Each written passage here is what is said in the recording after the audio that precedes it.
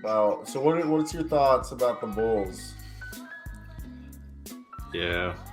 Have you read the report? Yeah, and I was so confused with the report because AK is 6'8" and Levine 6'5", so how can they see eye to eye if it's a 3-inch height difference? That was such a bad joke. That's just like not I even don't. fun. How's that even possible? So yeah, it's shut up, Big Cat. But Was that Big Cat who tweeted that? yeah, he's a man of the people. I don't. I saw something today that proposed this trade, and it was like That's not even what. No, don't even get to the trades. no, you'll understand it. Trust the process. Forget about the clips for a second here. Bulls fans will get what I'm saying here. It was like Kessler Edwards and Joe Harris and no pick for Nikola Vucevic, and they were saying, blow up the Chicago Bulls. And I'm not quite there yet.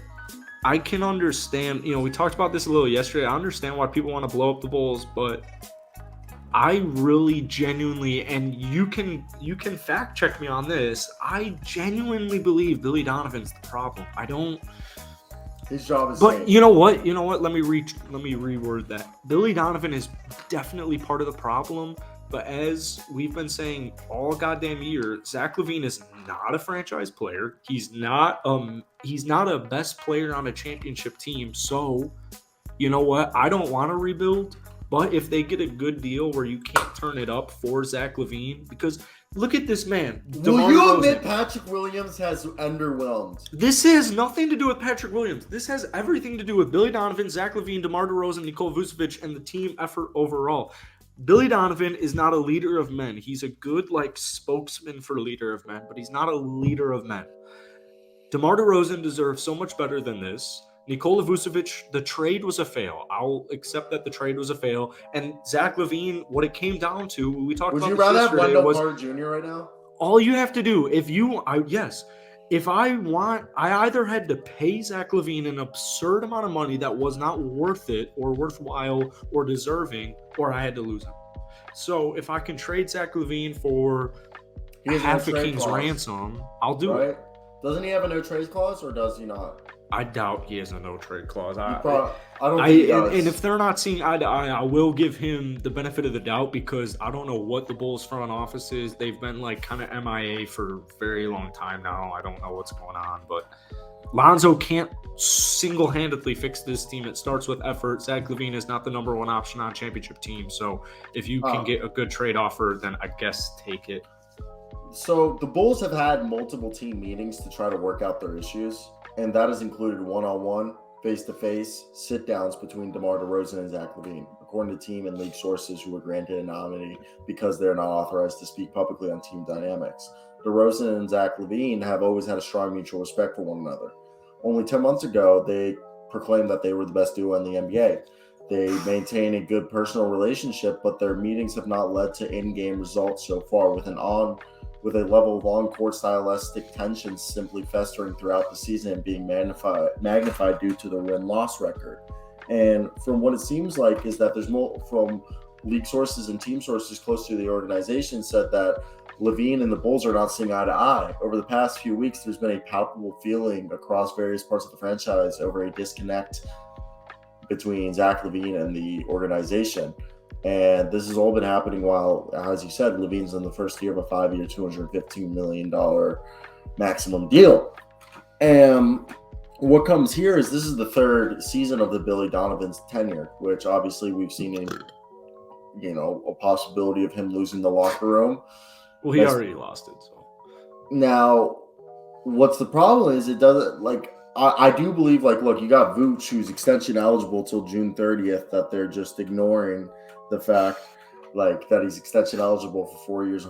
I think it's 4 years or 3 years. It's 4 years. 4 years, 118.2, and he's currently expected to enter free agency. And the problem with pivoting towards a complete rebuild is the fact that the 2023 first round pick is top 4 protected and owed to the Orlando Magic. So they basically have to tank so bad that their pick has to be 1 through 4, which obviously if they get a 1 through 4 pick in this year's draft class, they're going to get either Scoot Henderson,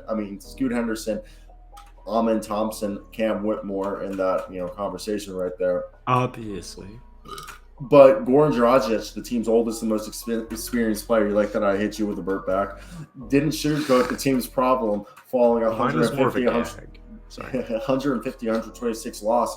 Goran Dragic said, quote, "We're not playing for each other. It's as simple as that." The veteran point guard's comments followed Donovan's from an equally candid post-game interview. Donovan has publicly challenged his star trio, Nikola Vucevic, Zach LaVine, and DeMar DeRozan through the media, and he's been more direct than ever Sunday. We got to get out of the mindset of worrying about scoring and how it's going offensively and realize the ball scores. And if the ball moves and passed, whoever scores, said Donovan. Donovan echoed Dragic's sentiments that the Bulls are playing too individualistically, and that the results won't begin to change until the team does. Jesus fucking Christ, couldn't say individualistically.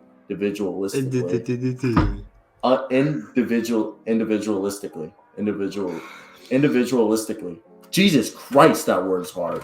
But yeah, no, from what we're seeing right here, I don't know what's going on. Like, there's no leader. Who's my leader? Who is it? It's not Billy Donovan. It's Lonzo Ball. It's Lonzo Ball. Caruso. Yeah, there you go. But if Caruso is my star leader, we got some issues. What's up, Aaron? What's up, Nick's Tate? But what's up, Swaggy? What's up, Aaron? Okay, but no, I agree. The problem right here. Well, DeMar's always been shown that to be a leader. I just don't think he's more of a lead by example. He's not an alpha. Yeah, there's no. He's good enough. I need LaVine. LaVine's my star player. Why was LaVine handed a freaking max contract? Why does he have a max contract? All right, it's my turn, you cunt. It's my turn.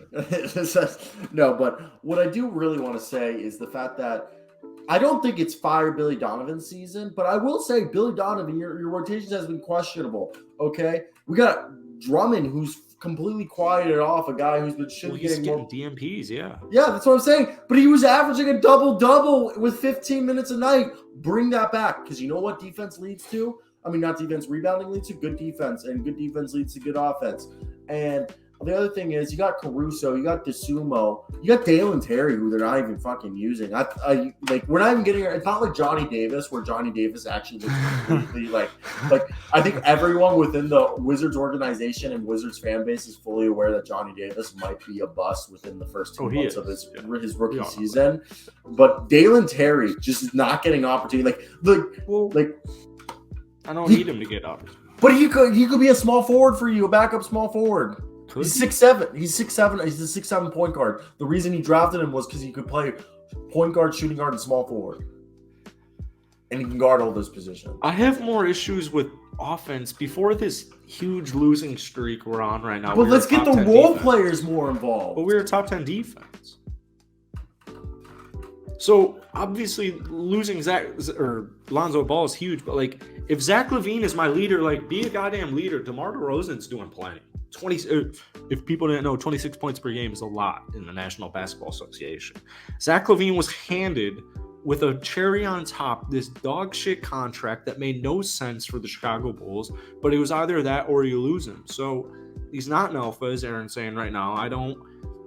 If the Bulls want to recoup, if they want to recover from this, it's going to start with my franchise player in Zach LaVine. And I don't think Zach LaVine is an alpha. I really just don't. So I do think the Bulls will recover from this. I don't see them being sellers. Every Bulls trade proposal I've seen is desperately doggy from non-Bulls viewers.